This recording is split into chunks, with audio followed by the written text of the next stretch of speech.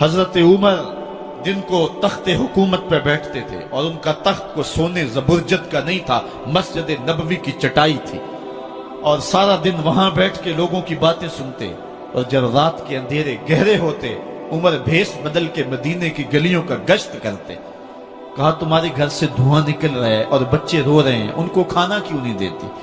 کہنے لگی عمر کی جان کو رو رہی۔ عمر کے پاؤں تلے سے زمین نکل گئی۔ کہا کیا ہوا؟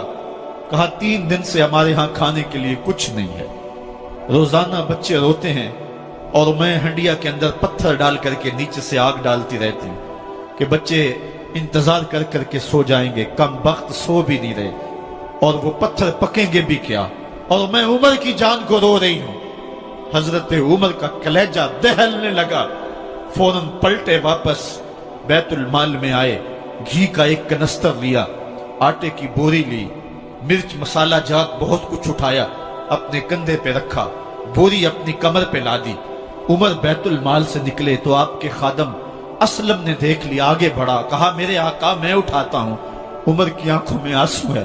کہا اسلم قیامت کے دن میرا بوجھ اٹھا لو گے؟ کہا قیامت کے دن تو اپنا اپنا بوجھ اٹھانا پڑے گا۔ کہا عمر کو آج اپنا ہی اٹھانے دو۔ حضرت عمر وہ گھی کا کنستر اور وہ آٹے کی بوری سر پہ اٹھائے ہیں اور اس خاتون کے گھر جاتے ہیں اور دستک دیتے ہیں۔ وہ جب دیکھتے ہیں اس کی جان میں جان آ جاتی ہے۔ کہا جلدی جلدی آٹا گوندو، اور عمر سبزی کاٹنے لگ جاتے ہیں۔ حضرت عمر رضی اللہ تعالی عنہ سبزی تیار کر دیتے، ادھر آٹا گند جاتا ہے، اور پھر اوپر چولہا رکھا جاتا ہے، چولہے کے اندر آگ رکھی جاتی ہے، وہ کھانا پکانے لگتی ہے، آگ بجھتی ہے۔ تاریخ نے لکھا ہے آگ بجھنے لگتی ہے، عمر جھک کر کے پھونکے مارتا ہے، عمر جھک جھک کے پھونکے مارتا ہے۔ کھانا پک گیا اور بچوں کے سامنے کھانا رکھ دیا، بچے کھا رہے ہیں۔ اب بچے رو رو کے نڈال ہو چکے تھے۔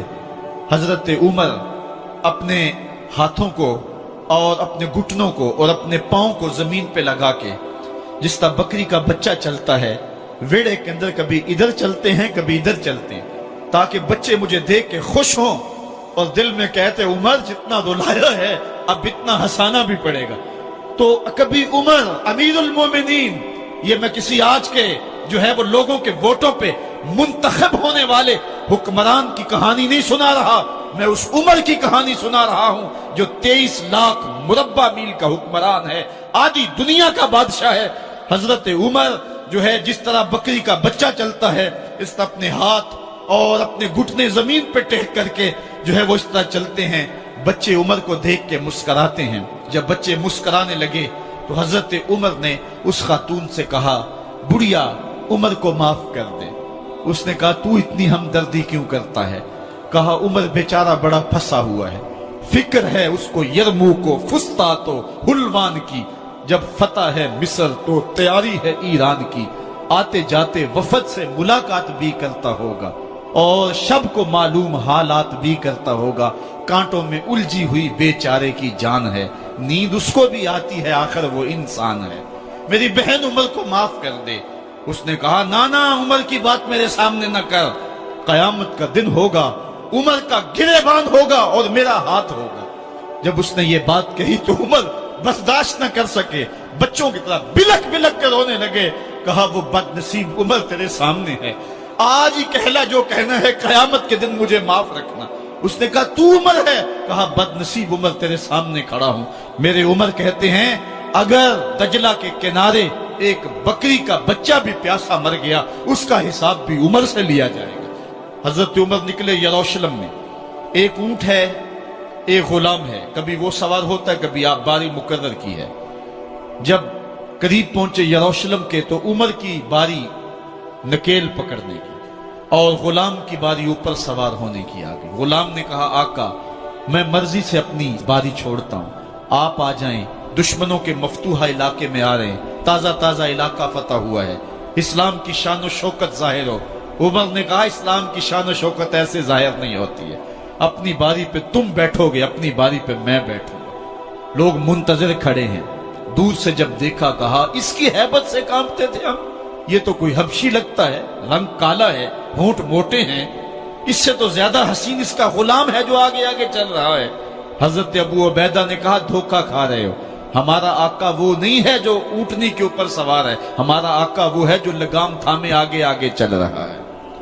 حضرت عمر رضی اللہ تعالیٰ عنہ کو آگے بڑھ کے جابیہ کے مقام پہ حضرت ابو عبیدہ بن جراح نے استقبال کیا، تو حضرت عمر آگے بڑھے اور انہوں نے آگے بڑھ کر کے حضرت ابو عبیدہ کے دونوں کندھوں پہ ہاتھ رکھا، اور سنو حضرت عمر نے کیا کہا لا الہ الا اللہ انا کنا اذل قوم فاعزنا اللہ بالاسلام، کہا کہ لا الہ الا اللہ، اے ابو عبیدہ بن جراح، ہم ایک ذلیل قوم تھے اور اللہ نے ہمیں اسلام کی وجہ سے عزت عطا کی ہے، اور میں تمہیں ایک تاریخ ساز بات کہنے لگا ہوں، اور وہ یہ ہے کہ جب تک ہم اس عزت والے اسلام کے دامن کو تھامے رہیں گے ہماری عزت قائم رہے گی، اور جب اسلام کے علاوہ کسی اور جگہ سے عزت ڈھونڈیں گے تو رسوا کر کے رکھ دیے جائیں گے۔